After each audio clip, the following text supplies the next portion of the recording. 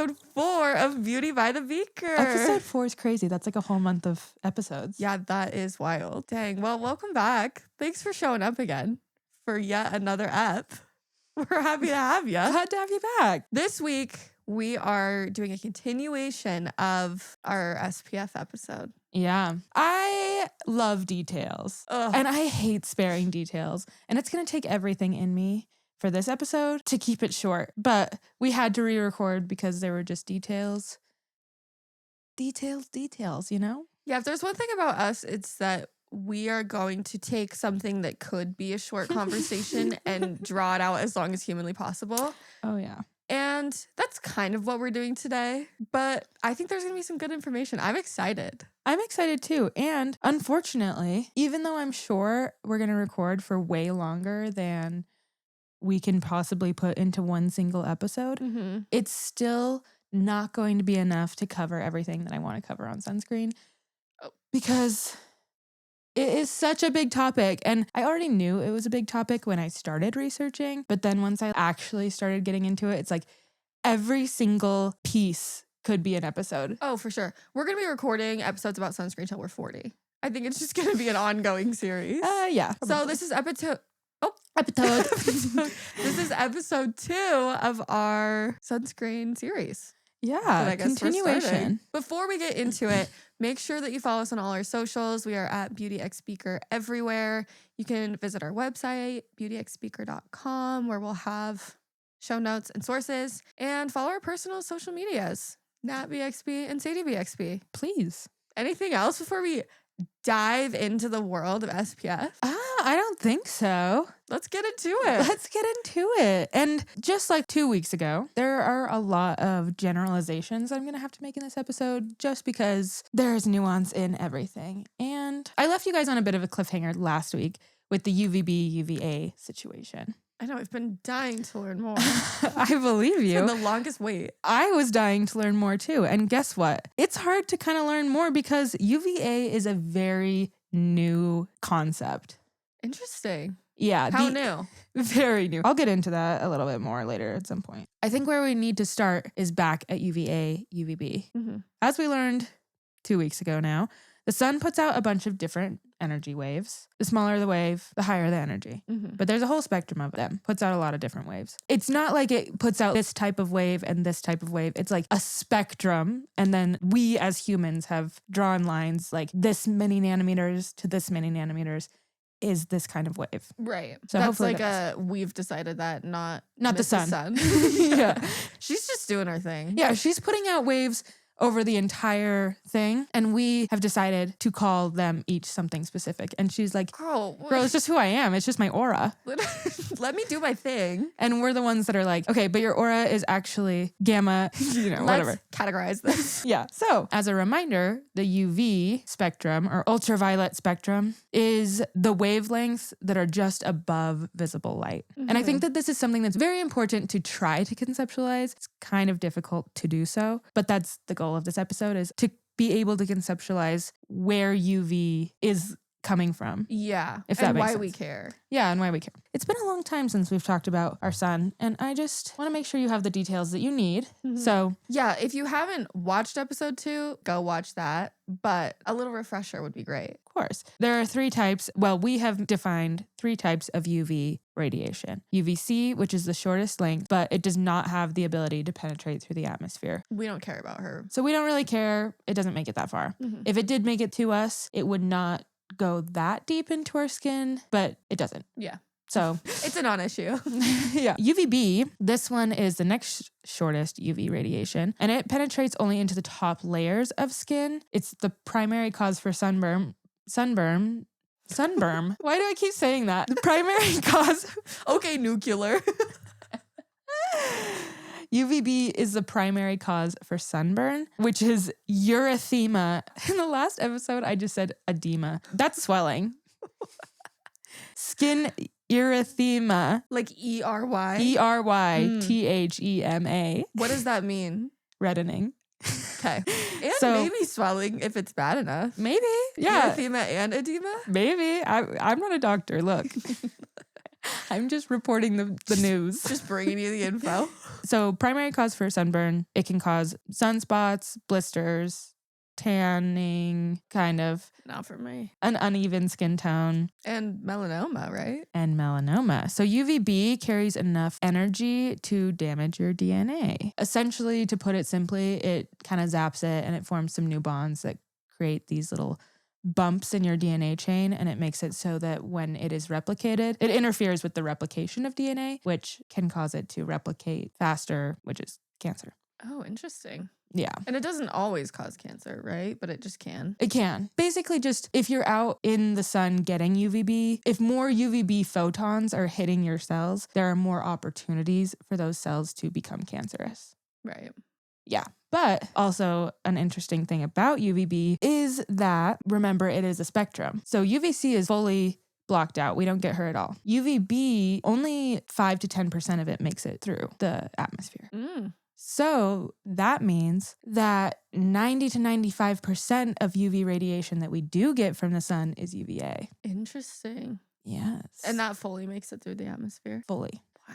Spooky. Yeah. None of it is blocked by the atmosphere. Is that just because it's a lower energy wave? Yeah. It has a longer wavelength. I don't know the exact physics around it. I could look it up someday. I probably will, knowing me. Let's do a whole episode on the physics of UVA. But yeah, it's able to get through. And it's able to get through some other stuff too. So we'll get into that. But speaking of UVA, like we said, longest of the UV rays, and it's just above visible light. Again, these are parameters that we as humans have set. It penetrates deeper into your skin. It's also the primary cause of oxidative stress. Whenever I try to talk about oxidative stress, I ramble. So I did write down my thoughts. Succinctly, so that we can try to keep this short. I would like to do a full episode on oxidative stress for sure, because that is the primary cause of aging, which we're all trying to avoid, theoretically, allegedly. Depends on who you ask. Yeah, I guess. Because we just got our refresher in episode 2 on the periodic table, I feel like now would be a good time to give you guys a little bit of a general overview on oxidative stress while you're familiar with outer shell electrons. Yes. So, looking at a periodic table, we know now that atoms have some love or some disinterest for their outside electrons. And usually the ones on the right side have more affinity or more pull for their electrons. They just hold them tighter. They hold them tighter. And that is because it has to do with the ratio of electrons versus protons, which are the positive magnets essentially in the middle. An oxygen atom always has 8 protons. It has 8 electrons. 2 of those electrons are in the inner shell, and then 6 of them are in the outer shell. So that makes 6 valence electrons. Oxygen can have 8 valence electrons, meaning it can have a total of 10 electrons. But it only has 8. So because of that, it has a stronger desire to fill those 2 more spots. So it wants 8, it has 6. And that's close. That's so close. It's like, hey, let's just fill this and get it over with. It's close. In its neutral state, oxygen has 8 protons and 8 electrons. But atoms don't care about being neutral. They care about having a full outer shell. Oxygen really wants 2 more. Obviously, we see oxygen a lot. We breathe it, we drink it. Yeah. There's a lot. Water is a pretty good example of how oxygen can manage to get those extra electrons. So oxygen has 6 valence electrons. Hydrogen, as we know because of the sun, has 1. If you have 1 oxygen that wants 2 more electrons, it can get that from 2 hydrogens. So H2O. Altogether, we have 8 electrons, and they share. So, because it's beneficial for all of them to be sharing. Yeah. The hydrogen doesn't necessarily want that electron. The oxygen really does. So it's like, you know what, girl? Yeah. Let's just bond. Yeah. So as I wrote it down, I said, oxygen can have all 8 electrons. Hydrogen gets the electrons for weekends and holidays. Exactly. Yeah, that's a good way of putting it. Yeah. So that's kind of just an example of how an oxygen would work in a molecule that we all know, H2O. So oxidative stress happens when free radicals, also known as reactive oxygen species, are formed. Theoretically, what that means is you would take 1 of those 8 electrons away from oxygen. it's not exactly how this happens. Like, this is an overgeneralization again, but if we are using water as an example, if you took a hydrogen away and it left its electron there, you would get a hydroxide. And that's basic, and that happens all the time because oxygen wants the electron. So that's what's normally going to happen. If the hydrogen decides to leave, it'll leave its electron behind. It's like not worth the fight. Yes. Like the oxygen wants it so much more. It's not worth it. Oxidative stress would be like if the hydrogen left and it took the electron with it. Oh, rude. And remember, it only is supposed to have it on weekends and holidays. Yeah. So if it pieces out with that electron on a Tuesday, there's going to be some issues. Yeah, there's going to be problems. So then that oxygen, this is where it differs from maybe a parent. It'll just go take an electron from something else. It doesn't necessarily need the same one. Is there a child anywhere that I could just I need two more Friday? So you imagine you're an oxygen. You want one more electron so badly. There are a lot of electrons out there.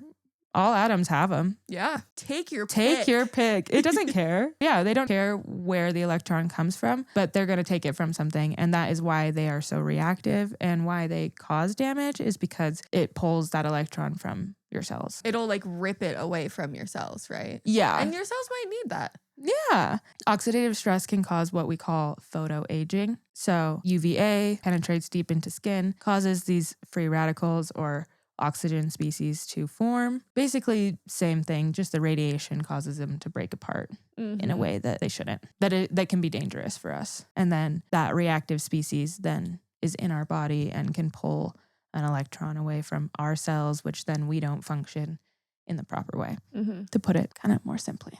And the more free radicals you have, the more damage can be done. Yes. So that's why you want to kind of avoid that. Exactly. UVA, we split that into two categories as well. UVA 2, which is the shorter wavelength, and UVA 1, which is longer. Do we need to care about UVA? I would argue, yeah. I would also argue, yeah. Because, again, 90 to 95% of UV radiation is UVA. Also, those free radicals, keep them away from me. I don't want them in my body. I don't either. Again, if we think about it like a spectrum, and we think about it like these are parameters that we set, and we know that the sun produces visible light every single day. Yeah. The sun doesn't even have to come up and we can start to see the visible light that it produces. One step above that, one radiation amount above that, you start to get that UVA. You may have noticed that now there is some concern around blue light. Yeah. You might remember when we talked about the visible light spectrum, that if a wave has higher energy, it will appear more cool toned or blue. That is also in that spectrum of like blue light, UVA. I would assume that that's why we have some concerns, because you can also get some damage from visible light, but we don't have to. No. I've also heard that blue light specifically, well, I guess what I know about blue light is that it impacts the melatonin production in your body. And so that's why it's such a big deal having blue light before bed, because it can impact your body's ability to produce melatonin and then sleep. Yeah. I mean, we don't need to discuss this, but theoretically, if the longer the wavelength, the more it penetrates into your body, blue light would be able to penetrate even deeper than a UVA would. It would just be lower energy. So deeper penetration, but lower energy. So pick your poison. So yeah, it's kind of UVA. The main concept that I want you to take from that is if you can see light from the sun, you're probably at risk of UVA. Even behind glass. UVA can penetrate through windows. Because it's lower energy. Lower energy. Yeah. UVB can't. So you can't get a sunburn sitting by a window necessarily. But I don't know if you've seen pictures of like long-term truck drivers. Yep. Yeah, I feel like that started to become a popular image circulating. The damage that you see is wrinkles because they're getting consistent UVA damage to one side of their face because one side is getting UVA from the window. Yep. So those are crazy photos. They are crazy. Or like I've seen some too, if drivers will put their arms out the window, which obviously you're getting UVA and UVB. Yeah. So that's arguably worse. But yeah, it's crazy to see the long-term effects of that. It's also taking everything in me to not go on a whole tangent about the ozone hole over Antarctica and how that changes UV levels in Australia. Let us know if you want a whole episode about the impact of the ozone layer on Australia. It's crazy. It's crazy. This doesn't have anything to do with SPF, but you mentioned Australia. The other day I was in the car and I was having a crisis about the fact that, one, we are all just on the surface of the earth. True. We're not inside. Nope. And the people in Australia are upside down. So true. That was stressing me out so bad. They're gonna fall. Yeah. I know. I've been there and it doesn't even feel like it. So that's the crazy thing. I know. You've been upside down before. I know. It does kind of feel like it, actually, now that I think about it. Really? It just Yeah, it feels like another world. Yeah. I want to go to Australia so bad, but I'm scared of falling off the face of the earth. And you might. I would say you should probably be afraid of jellyfish and crocodiles. Mm-hmm. But if gravity stops working, they're also that's screwed. true. Equal opportunity. That's true. Anyway. SPF testing. Let's talk about her. I'm sad. SPF testing is an interesting thing. SPF, we talked about it a little bit, I think, in the last episode, I believe. Probably, but we talked about it. Sunscreen is applied to the back of human volunteers, and then they use a special UV light. Oh, we did talk about it because that's what I said, edema. Oh. So they use a special UV light to deliver UV radiation to a specific area on the back with and without sunscreen. And then they measure the time that it takes for the skin to redden. Mm-hmm. There are some issues with this test method. Obviously. One might imagine. Yeah. Obviously, the one that we discussed was that UVB causes skin reddening. Some UVA2 does as well, I guess. Jury's out. But it's primarily UVA. That we are getting. They're both bad for you, but 90% of it is UVA. So that's one issue, is it's not a very accurate measurement because it's primarily just measuring UVB. The other issue is that it's really expensive. You have to pay human volunteers to potentially get skin cancer on their back. Correct. Yeah. The last issue is that this uses humans, and these humans are getting UV damage. Yeah. So is it ethical? They're choosing to get UV damage in exchange for money, but there's a lot of gray area there. Yeah. So could that study be done on pig skin? I don't know. Because sure. Pig skin is, from what I understand, the closest to human skin that we have as like a testing method. So I'm curious. Sure. Yeah, I don't know. So I looked into UVA testing as well. I think it's weird and I think it's kind of hard to understand, but I'm not an expert. Yeah, this is just what they do. We're just reporting the facts. Exactly. So UVA testing is in vitro. So in vitro means in glass. And if a test is in vitro, basically it means that it's in a controlled laboratory environment and it can be replicated without changing a bunch of factors. So if a test is in vitro, no living organisms are going to be involved because that causes variation. Right. So in vitro, in glass, tested the exact same way. So running something through some machine, essentially, usually. So UVA testing is an in vitro test, meaning there's no living organisms involved in the testing. So the sunscreen is applied to a plastic sheet, specifically it's polymethyl methacrylate or PMMA plates. And they simulate human skin texture with these sheets. So they apply a layer to it and then I know. Like with a 3D printer? I don't know. How are they doing that? I don't know. I need to see this. And then they shine UV through it that consists of the entire UV spectrum. So that's 290 to 400 nanometers. That's the wavelengths. So that's all UVA and UVB. Yeah. So I did write down UVB. UVB is technically 280 to 315. I don't know if 280 doesn't make it through or why they start at 290 for the testing and not 280. If the 280 is more of like covered by the SPF value. I'm not entirely sure why, and I didn't really have time to look into it, nor do we have time to discuss that. If anyone knows, let us know in the comments. But UVB is 280 to 315, UVA2 is 315 to 340, and then UVA1 is 340 to 400 nanometers long. Okay, so basically that whole spectrum they're covering. So they do 290 to 400. Okay. So it covers the whole thing. And essentially what they do is they put the sunscreen on these plates, they shine it through, and then they measure what is absorbed and what goes through the plate. They put it on a graph and you can see where a certain sunscreen peaks. If you're testing a specific filter, you can see what wavelength it peaks at. So the wavelength that it absorbs the most of. Okay. But it's never just like one type because, again, it's a range. Yeah. And so these will work in a spectrum and work on a range of things. Yeah. As we mentioned last week, avobenzone is a UVA1 filter, which means that its peak absorbance is of waves that are between 340 to 400.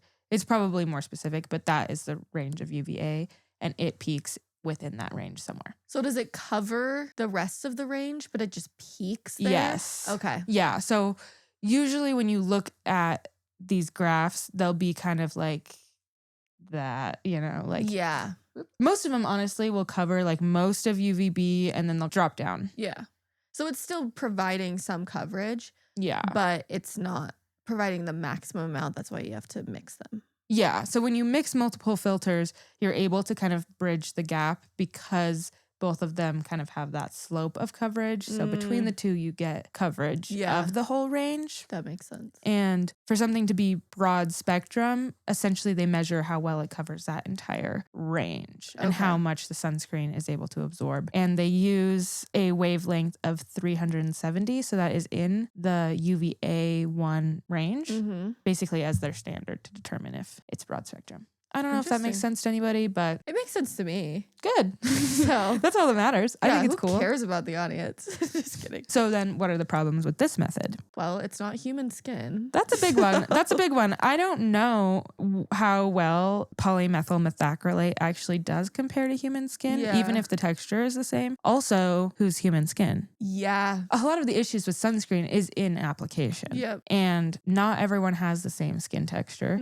And depending on the roughness of your skin, it might be more difficult to get full even coverage because the more rough your skin is, the more surface area you have. Yep. Yeah. So the FDA released their article about the need to test for UVA in 2011. I was born. You were born. I was sentient. It wasn't until 2012 that sunscreens required broad spectrum testing. That's crazy. That is significantly more recent than I would have thought. Yeah. It's wild to learn about how recent sunscreen is and how recent sunscreen data is. I know. Yeah. It's so important. It's just wild that it's taken that long for us to realize it. It is weird because now it's everyone needs broad spectrum sunscreen. And it's almost a little bit of a Mandela effect where I'm like, no, I definitely used broad spectrum sunscreen as a kid, but I don't think I really did. How would I know? I don't know. I know that I wore sunscreen. But... Yeah, and zinc filters were common then too. Yep. So that is broad spectrum. We'll talk about that a little bit more too. We'll talk about the positives and negatives of chemical and mineral. But yeah, it wasn't until 2012 that a sunscreen that claims to have SPF over 15 has to show that it adequately provides UVA coverage as well. Interesting. Yeah. So in the US, there are only really 2 to 3 ways to provide UVA coverage. So we only have one chemical filter, avobenzone, that covers UVA. There are issues with avobenzone. It's a lot more irritating for people than other filters are. It's also pretty finicky and it can be hard to combine with other filters and make them stable. Yeah, or make a stable product, I guess. Yeah. And then zinc oxide and titanium dioxide, which does cover UVA, but there are other issues with those as well, which we will get into. Yeah. So UVA overall is a very new concept. Yeah. And the dangers of UVA is a very new concept, but it is what is primarily causing oxidative stress and aging that we see. So avobenzone only covers UVA1. Primarily. That's where peak is, yeah. So do you think that we need more filters to cover UVA2? Or is it so high energy that it's not as big of a deal? Well, I don't necessarily think it's a need for UVA2 specifically because a lot of filters cover UVB pretty sufficiently. UVA2 is mostly bridged by sufficient UVA1 coverage. Okay. Yeah. That makes sense. Interestingly enough, other countries, and I don't know a lot about them because I don't live in other countries, I live in the US, but the list of UVA filters, chemical UVA filters for other countries is a lot higher. Yeah. So avobenzone, because it is irritating, use limit is 3%. So we can't use that much, but in other countries they can use more of a combination of filters, UVA filters. filters that cover more of the range more effectively at lower concentrations, if that makes sense. Yeah. It does seem like it's a very new development, and because of that, we have a long way to go. But Exactly. it's like, at least we have something that is covering a portion of UVA at least. And while I was trying to research UVA filters and just UVA in general, one of the things that I did kind of run into is just how new it is. Data on UVA is changing quite rapidly. Yeah. The FDA didn't require UVA testing until 2013. So that is mind-boggling. Yeah. And even then, in the US, we only require the critical wavelength testing, which is what I explained with the PMMA. And that will give us a broad spectrum claim. But in Australia, parts of Asia, and the EU, they require that plus persistent pigment darkening tests, which the two of those combined gives a broad spectrum rating. Oh, interesting. We don't require that testing here. So the qualifications for becoming broad spectrum are lower in the US. Interesting. But arguably, we don't get as much UV radiation in the US than they do in Australia. And also, I'm very much of the mindset that it is better than nothing. Yeah, there is significant data to show that even just applying sunscreen at the beginning of the day and just doing that is still going to show long-term benefit to your overall skin health. Yeah, like don't let this make you think like, oh, well, it's not as good as other sunscreens, so I'm just not going to use it at all. Yeah, but I may be encouraging you, if you are outside of the US, if you're ever in Korea, pick up a lot of sunscreen. Yeah. Because they are doing it right. Sunscreen, And they have a lot of filters that we don't have here. There is one additional UVA filter that is patented by, I think it's L'Oreal. Really? I couldn't get into it because of time, but. Oh, interesting. I don't know how that works. TBH. Yeah. But they must have just discovered it, tested it. I don't know how the FDA is like, yeah, you can do that, but only you. Sorry, we need another 10 years to approve any of our filters. Yeah, I don't know. We have a whole series on it. We'll explore it later. Yeah. So you may be asking, and maybe you're not asking this at this point, but what SPF do I need? That's a good question. It's a good question, but again, kind of a trick question because SPF doesn't tell the whole story. SPF testing only measures skin reddening. So it's primarily measuring UVB. Right. Like high SPF doesn't necessarily mean that it has more UVA, more broad spectrum coverage. Yeah. So dermatologists usually recommend that you use SPF 30. So theoretically, if you were getting consistent UV exposure, then you could be in the sun for 30 times longer. But it's very important for me to mention that that's not really how it works because the UV radiation that you're getting is not consistent throughout the day. So UVB is most present between around 10 a.m. and 2 p.m. It's stronger in the summer. You have more sun. But UVA is not necessarily that way. It's just right above the visible light spectrum. So if you're seeing visible light, you're probably also getting some UVA. Yeah. If you're sitting by a window, you're getting it. So that's not really disclosed with an SPF value. Also, the percentage of rays that are blocked is not like a linear relationship. So if you have SPF 15, you're blocking 93% of UVB rays. SPF 30 is 97% of UVB. And then SPF 50 only jumps up to 98. So it starts to kind of plateau. Again, that kind of has to do with the fact that most of the UV that we're getting is not UVB. Yeah. So you can have a higher rating, but you're not blocking out very many more UVB rays because most of the rays are UVA. Yeah. Mineral versus chemical. Let's get into it. I think that's probably going to be what most people are interested in. Yeah. Is mineral versus chemical. Before we even start that discussion, we need to talk about the terms mineral and chemical. Yeah. Because everything is a chemical. Your DNA is a chemical. The water you drink is chemical. The air you breathe is a chemical. Everything is a chemical. And even mineral sunscreens are chemicals. Yep. So they are not chemical free. They are not. Very few things are. There are also other terms that we'll hear that are also not super accurate. Yeah. Mineral sunscreens are also sometimes referred to as physical sunscreens or inorganic sunscreen. Those are all describing the same thing. Yeah. And then chemical/organic. And if you think that doesn't make sense, that's weird. That means that you don't understand what organic and inorganic means. Exactly. Organic just means that it's made of carbon, kind of, to put it simply. Yeah. Organic filters have typically a carbon ring in them or an aromatic ring that is part of the way that they function. What's an aromatic ring? An aromatic ring is, so you've all kind of seen drawings of molecules and it'll be like a zigzag and then sometimes you'll see like a hexagon. Yeah. That hexagon is an aromatic ring and it's a ring of carbon that all kind of share electrons in a circle. As we know, it's all about sharing electrons. That's what life is about. And so sharing them in a circle makes that circle pretty strong because everyone is sharing. So if you like put energy into one side of it, it's absorbed by the ring itself. I don't know if that makes sense. They're all very happy and content and they're not really interested in changing the structure. Yeah. It's almost like a trampoline. Yeah. So you can picture it kind of like that. But those are just very stable and very strong molecules. Yeah. First, let's just talk about organic because we are already kind of getting there. We're already there. So some common US filters are avobenzone, which we mentioned is UVA1 primarily, homosalate, octisalate, and octocrylene. There are some other ones as well, but they're not very common. Not very common. All of these have that aromatic ring that we talked about. When the UV radiation hits the aromatic ring, it is able to absorb the energy and release it as heat.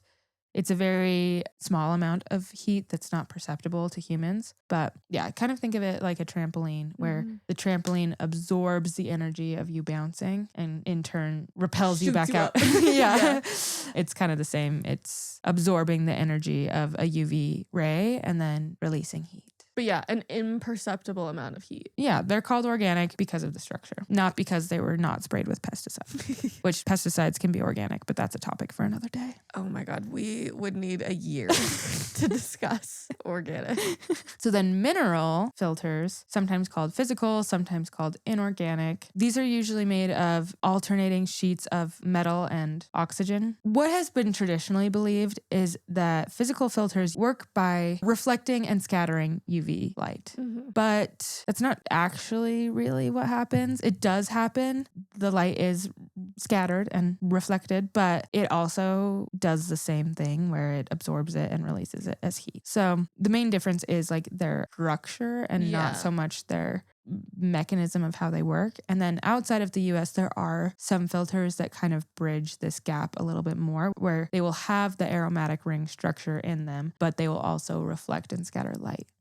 We don't have those here, so I don't know much about them, but yeah. Yeah, I think there's a common misconception that mineral sunscreens are better for you because they don't absorb UV at all. They like purely reflect it. Yeah. That's not really true. Yeah. And also it's not like the chemical filters are absorbing UV and doing anything with it other than releasing heat. Yeah. Like it's not absorbing it into your skin. It's just a different mechanism. Yeah. There are some like kind of interesting, I can see where the lines are getting blurred. Yeah. With the sunscreen topic and with the absorption topic. And there's a lot of like changing information. So I understand the confusion around all of it. But basically, I don't think that you need to be scared of chemical sunscreens because they're absorbing or whatever. Like no. And we will talk more about that as well. Right now, especially, there is a great debate between chemical and mineral sunscreens. And everyone does have their preference between the two. Personally, I have been a fan of mineral sunscreen traditionally. A lot of that is because I am pretty pale. Yeah. So I can get away with that. Sadie is purely a chemical sunscreen lover. Yeah. Well, I will say I actually am wearing a mineral sunscreen today. Really? It's a tinted one. It's from Color Science. I'm obsessed with it. So I'll use both, but on my body, I'm only ever using chemical. Yeah. I cannot handle the heavy, sticky kind of feeling that a lot of mineral sunscreens have. And I think that's getting better. I think there are a lot better formulas on the market. Yes. But they're often more expensive. And so I just prefer getting a cheap chemical sunscreen. Yeah. Yeah.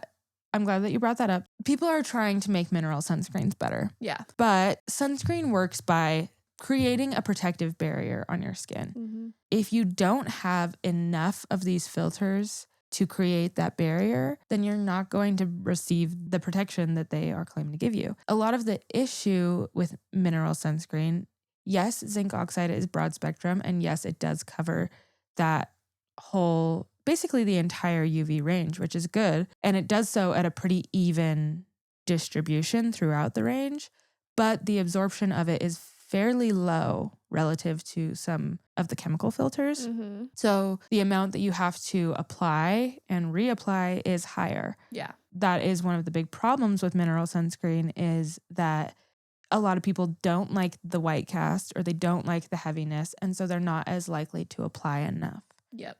And that leaves kind of holes in your shield where UV radiation can get through. So one analogy that I did want to use is thinking of it like body paint. Mm-hmm. Zinc oxide and titanium dioxide both are actually used to make white paint because they have such good white opacity. Because apparently using lead isn't something Yeah, that we're because allowed to lead's do out. these days. I guess we Whatever. can't do lead anymore. But if we break those down into smaller particle sizes, when we use them in sunscreen, we break them down into very, very small particles. And that makes it so that we don't see the white cast as much. Mm-hmm. But that's still a huge issue, especially if you have a darker skin tone. Yeah. Sometimes that just doesn't work unless it's tinted. And then you get into the cost of a tinted formula. Yep. Do you want to put a tinted product all over your body? I don't. I put tinted product on my face. It's mineral, but it does transfer to things. Yeah. There have been some attempts to make physical filters more wearable by making like nano zinc oxide nanoparticles, which are just smaller versions of these. They're kind of like little, just sheets of, it's almost more like a mirror. The way that you can kind of think about it is with a lot of these chemical filters, it's more of these molecules are just kind of like water, where you can't necessarily break it up into smaller pieces. Yeah. It's just water. Like that is what it is. The size of the molecule is the size. Yeah. It is. Yeah. So like no one would say like, oh, how big is the water? It'd be just like, how much of I it don't is know, there? girl. Yeah. I can't see it. And chemical filters are a little bit more like that, where you can mix them with other oils and they'll just mix in. Just like you could put water into juice and it would mix right in. Yeah. Kind of same situation. Physical filters are more like a repeating sheet of something. So a repeating pattern. So for paint, those particles are bigger. The sheets are bigger because you want the coverage from them. And for sunscreen, they make them smaller to try to avoid that. It seems like it's sort of a balance between making it so you can't see the white cast, but also still giving you the coverage that you need. Yes. How effective is it if you're not getting that full coverage? Yeah, if it's so tiny that it can't really create. Yeah. Yeah. I get that. Yeah. And so then there are some other issues with mineral filters as well. A lot of people think that it's a better option because they're more natural, but natural sunscreen formulas don't always have even coverage. A lot of the time, zinc has to be coated in something, often a non-natural something, to be able to get an even coverage, because that's really what it's about, is covering even. Is that improving like spreadability? That's why it's coated? Not necessarily product spreadability. I mean, yes and no. Like what would the benefit be of coating it? More that you're not going to get individual zinc, like your sheets are not going to be stuck together. When it's applied, the sheets are going to be laying out more evenly. They're not going to be like stacked up on top of each other. Right. And providing repetitive coverage in some places and no coverage in other places. So the coating helps to give more of like an even, flat coverage. Because also for context, that is like the main goal with sunscreen, is how can we make sure that it is as even of coverage as possible? Yeah. That's something that is both like with mineral and chemical. That's the biggest goal. So then, yeah, mineral filters won't necessarily dissolve into a product because, like I said, it's kind of a processing situation. absorption. So that can also be an added difficulty with formulation, is stabilizing them, getting even distribution, getting even coverage when it is applied, all of that. Sunscreen in general, the analogy that I want to make is kind of like body paint. Yeah. So if you were to cover your entire body in, let's say, blue paint, if you were the Blue Man Group, how much blue paint do you think Blue Man Group has to put on their face to get that much even coverage? Gallons a week. How hard do you think it is? I'm sure that they've optimized the process. They probably have. Since they've been a group for so long. These men have been blue. I've heard there's a lot of them. It's not like 3 men. It's like 15. I don't think. There are more blue men. There's a than lot of them. Group. Yeah. And they all, what do they even do? Are they a band? I think they just hit things live, like garbage cans and stuff. Then I could be a blue man. Well, not with that hair. I'll put on a bald cap. That's true. I'll shave my head if they give me the opportunity. Like that blue man's really small. Yeah. What a teeny tiny blue man. Yeah, they probably use so much, especially there's 15 of them. I mean, it's a lot of blue paint. I want to be the manufacturer supplying the blue men with their paint. Yeah, I am fascinated by it because as someone who did used to do some like work with body paint and stuff, it is difficult to get full coverage. Yeah. Like an even coverage and not have like streaks. If you've done any painting at all, you know when you apply paint, you get streaks. Yeah. It's not even. There's no reason to think it's any different with sunscreen when you're applying it to your skin. It's probably not going to be even, and also it's invisible, so you can't really tell. Yeah. Especially the odds are stacked against you. Literally, yes. Especially if it's a chemical sunscreen, you can't see it. If it's zinc and you can't see it, then how do we even know if it's working? That's kind of part of what it's touting. Yes. So, I mean, so if we think of it like paint, you might be asking, can I just put on my paint every morning, first thing in the morning? SPF 30, I don't know how long it takes me to sunburn if I don't have sunscreen on. We'll say an hour. Yeah. That's probably not the case. But if that was the case, then theoretically I could wear SPF 30 once per day and it would protect me for 30 hours. So then I'd have more than enough coverage. But that's not really the case because sunscreen is more like body paint, like we mentioned. So the analogy that I want to paint for you is that you... No pun intended. True. You're going into a day at the office. Your wardrobe consists of body paint. Exclusively. That's crazy. You know how sometimes people do those like painted on jeans and stuff? Yeah. That's what you're working with. How long are you personally giving that body paint until you feel like you don't have enough coverage? Well, that takes a lot of confidence to go into the office with body paint only. That's true. So for me, it might be a little less time. Okay, let's say you're going to a barbecue. It's a company barbecue in the park. Okay.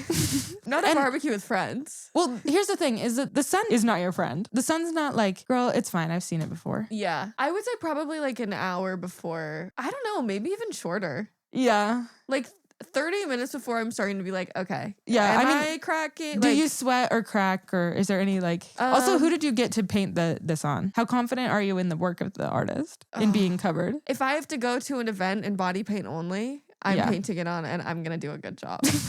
Okay. I'll make damn sure. Okay. But yeah, even then, how long? Between, I don't know, 30 minutes? Yeah. Probably not very long. No, for me, probably... it would be short. Probably even less because I am sweaty. Yeah. So, yeah, not very long. And I would be self-conscious about it the whole time. Yeah, probably. You could try continually reapplying. That's probably your best bet if that's all you have. Yeah. Is just continuing to reapply. And if it were me going to a company barbecue at the park wearing only body paint, I would probably want to take the body paint with me. Yeah. Just in case. To have all your bases covered. Yeah. So you might be like, why is this relevant to today's conversation? Tell me. Sunscreen's kind of the same thing. As we have mentioned, if you're out in the sun, you are getting UV radiation. And it is not like, oh, it might go into your skin. It does. Yeah. This is the reality. So the reason that I wanted to talk a little bit more specifically about mineral is just because that one tends to be the one that has a little bit of a better reputation currently. Yeah. But there are positives and negatives to both. Mainly, I think the concern with chemical sunscreens is the absorption. Yeah. That's kind of what people are worried about is it absorbing through my skin, into my blood, and then into my unborn child? These are questions we're all asking. Everybody is wondering. Not one soul has gone a day without asking, is the sunscreen that I've applied going to end up in my breast milk? Good. Maybe. Does chemical sunscreen absorb into your skin? Kind of. Mm-hmm. Yes, kind of. That's sort of the point. Yeah. So there are a few myths around this. Chemical sunscreen, like we mentioned a little bit earlier, is oil soluble. That means it dissolves in oil. Yeah. So if you were to mix it in oil, it would mix all the way in and it should still be like a clear oil, depending on the oil. We don't need to get into it. Yeah. Because chemical sunscreens are oil soluble and we are applying them to our skin, guess what your skin is made out of? Oils. It's actually a combination. Yeah.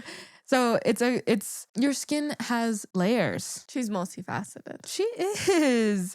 So yes, the top layer of your skin is made up mostly of fat, and fat does equal oil. So when you apply a chemical sunscreen, it does have some affinity or attraction for the oils in your skin and does kind of soak into your skin a little bit. You as a human, and it's not just you, it's everybody, mostly water on the inside. So the reason that you have skin on the outside and the reason that it's made of mostly fat and not water is to create a barrier between the outside and the inside. So all of your important inside things need the water. Again, it's not only you. I'm not being singled out here. Because insides are water and need to be protected, our layers kind of go from being more fatty and more oily to being more watery. There are kind of different layers in between. So the sunscreen will absorb into the top layers of your skin. And depending on the type of filter and depending on a lot of factors, really, it can sink lower and can sink all the way into your blood. Again, depending on the filter. And then, don't leave us hanging on it soaks into your blood. Yeah, because it doesn't really. I mean, so yes, it can soak into the top layers of your skin, but as I mentioned, it is oil soluble and the top layers of your skin are oily and your blood, which is what is beyond your skin, is mostly made of water. So they don't really have a strong desire to go much further than the top layers of your skin because they're made of oil. Like it would rather stay in the oil than the water. There's not. Yeah, it's kind of like if you were going to put it in salad dressing and when the salad dressing splits, it's going to be up in the oil and it's not going to, there's not really any reason why it would go with the water because it's not water soluble. Yeah. It still can happen and things still can cross over into the inside of your body. Once they are in your body, there's not, they would be at very, very low concentrations. Like extremely low. Extremely low. And B, once they're there, they aren't going to have much to do. So to make that make a little bit more sense, you have receptors in your body and these receptors are kind of like locks and they require a very specific type of key to open and turn that lock. Depending on the lock, it may be easier to unlock it with the wrong key. It might be easier to kind of pick the lock or something like that. But for the most part, these receptors only respond to a specific type of molecule binding with them and essentially being the key that opens the lock and then the receptor does some sort of action. We don't have receptors in our body that are meant to bind with sunscreen actives. So we don't really have receptors in which sunscreen actives are the key. We haven't gotten there evolutionarily yet. Exactly. And maybe we will. Maybe it comes with the blue light. I don't know. We're still evolving. iPad kids might. They might. I don't know. Me. I might. Yeah, watch out. Is your iPad upside down? It usually is. I noticed it is in like almost every episode. So funny. I love an analogy. We're going to do another analogy. Think of it like going to the grocery store. So if you're in the grocery store and you're seeing someone that you know, well, let's start with all the people in the grocery store. How many people do you usually have conversations with? Of all the people there, what's the likelihood that you're going to spark up a conversation with someone? So low. Given like my a stranger. personality. Yeah. Near zero. Sometimes it'll happen. Sometimes, but usually not. If you are going to have a conversation in the grocery store, it's usually with someone that you already know, right? So someone that's kind of familiar to you. But even then, I don't know if it's the case for you, but I know it's the case for me. If I am at the grocery store, I'm usually not there to just like chill and hang out. I'm like kind of in and out. And if I see anybody, I'm not really that tempted to like go have a meaningful experience with them. Yeah. And so like it's just not really the setting for it. If they come up to me, I'll chat. Yeah. But as an introvert, I am not sparking up a conversation. As an extrovert, I'm not sparking up a conversation.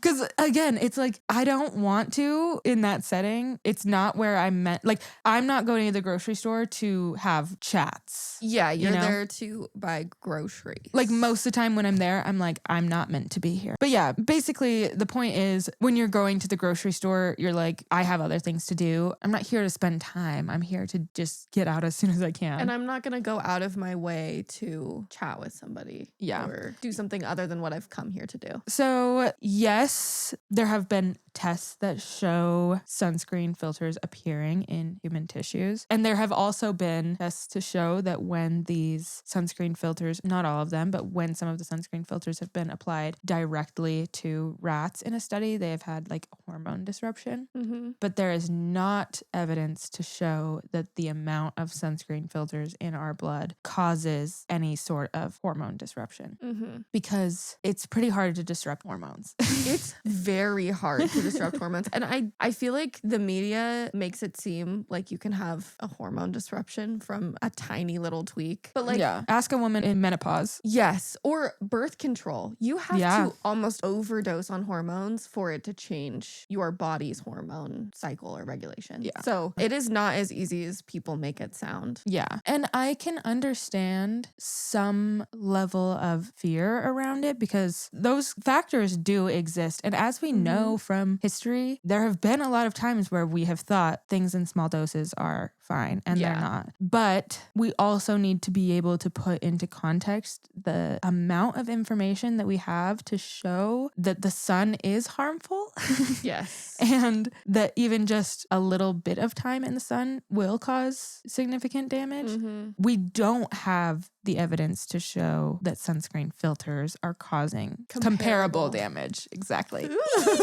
Yes, I agree. When you're doing your risk analysis of like, is it worth it to not wear sunscreen because maybe some filters could get in my blood and probably not do anything versus getting sun exposure and probably getting melanoma. Yes. Like you need to weigh those pros and cons. Yes. That kind of leads me into this next point, which is I understand the concerns with chemical sunscreen, but I also do want to highlight how well that is being addressed by mineral sunscreen. So yes, chemical sunscreen does have more affinity for the oils of your skin and can soak in and kind of anchor itself, but that's not necessarily always a bad thing because it can help provide more lasting coverage. We can use less of it. It has a stronger affinity for our skin.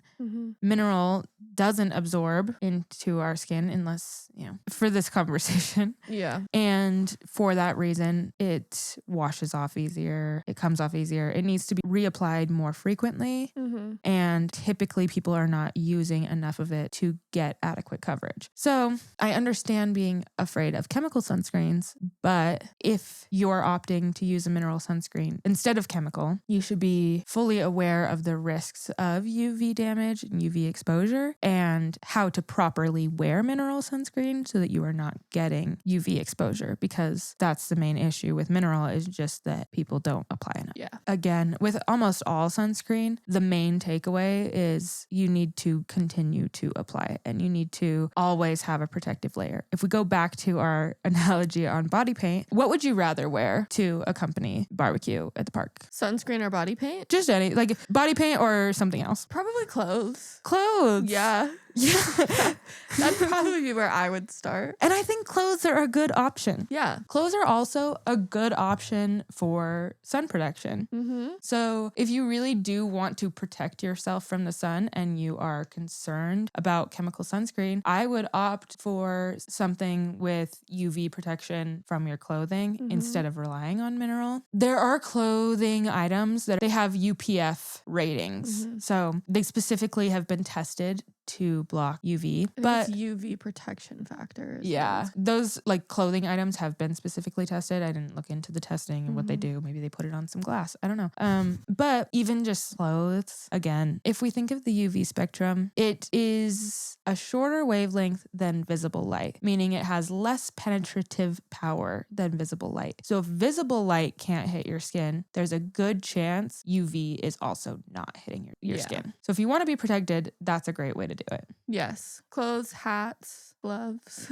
Yeah, obviously there are pros and cons to that. That's not realistic to wear like gloves to the beach, you know? Yeah. But you can use a combination of things. Sunscreen, obviously, reapplying sunscreen, but also wearing sunscreen. And then when you're not swimming, you put on a sun shirt or sit in the shade to protect you a little bit. Just things like that. Combinations that are including things other than just a sunscreen lotion. Because at the end of the day, a sunscreen lotion is like trying to protect yourself from UV using only body paint to cover yourself modestly at a social function. And it's just not quite cutting it. Unless you're like so diligent about reapplying, making sure you're applying the right amount. But even then, it's not like, it's not great. And a lot of people's concern is that if they're wearing sunscreen, they're not going to be getting the UV converts the cholesterol in your body to vitamin D. So that's very important. You need vitamin D to live. And a lot of people think that by wearing sunscreen, they're not going to get enough vitamin D. And that is just not the case. There is way too much human error. There is way too much sunscreen error to worry about not getting that level of UV. You will. Yeah. Especially just because our coverage of UVA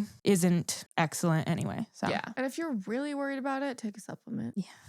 Yeah. Obviously, there's a lot of things that I didn't get to. Plenty of things on sunscreen that I did not get to. And this is just the beginning of a very long discussion on sunscreen. I did want to just add a few other notes. Stick sunscreens and spray sunscreens, typically not going to cut it. The application amount is just not enough. Most of the spray sunscreen doesn't actually even get on your skin. Stick sunscreen, it's nearly impossible to apply a thick enough layer.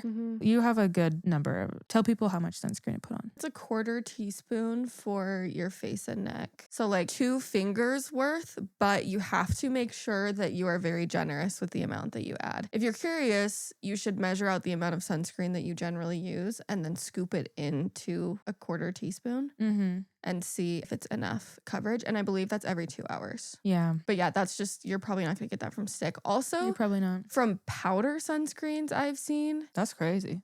I'll show you some after.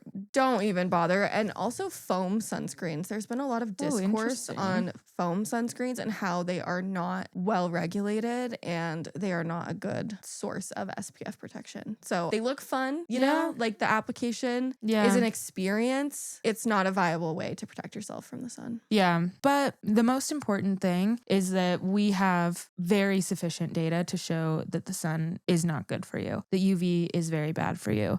That you get all the benefits of it wearing sunscreen. So if you take anything away from this episode, the very best sunscreen is the one that you will wear. It doesn't really matter if it's mineral, doesn't really matter if it's chemical, doesn't really, even if you can just commit to once a day to start until you can really get a grasp on how much UV is out there. Yeah. Even just once a day makes a difference. Just putting it on in the morning, if that's all you can do, that's way better than nothing. Yeah. But I encourage you to use even more because, again, UVA is just spicy sunlight. And you don't want to look like an old leather shoe at 35. You don't. So if you're in the sun, be covered and layer your protective elements. And if your skin's in the dark, it's probably safer. So true. Overall. Yeah, I think that's kind of about all I wanted to get to for this episode. Not really. There's a lot that I wanted to talk about that I didn't get to talk about, but like we said, we'll do so many more episodes about SPF. This is not your last time hearing about it. No. But thank you so much for teaching us all about the sun and SPF. Of course. That was such a fun episode. I'm glad I was able to. I'm glad you guys came back to hear about it. Thank you guys. And we'll see you next week for another episode. Halloween episodes next week. It's gonna get spooky. We have 4 super spooky episodes for you guys. We're just gonna have to wait and see what we have cooking in our cauldron. Anyway, thank you guys again for tuning in. Make sure you go follow us at BeautyXBeaker on all our socials. Yeah. You can find Nat at NatBXB. I'm Sadie BXB on everything. Yeah. Leave a comment and tell us what your favorite sunscreen is. Yes. I'm always looking for recommendations. Me too. And I bet everyone else is too. So like we said, this is a community. Share it with the community. Share it with the community. Sunscreen Rex. Yes. Down in the comments below. Please leave us a rating and review. Let us know what you thought about the episode. And we'll see you guys next week. Bye. Bye.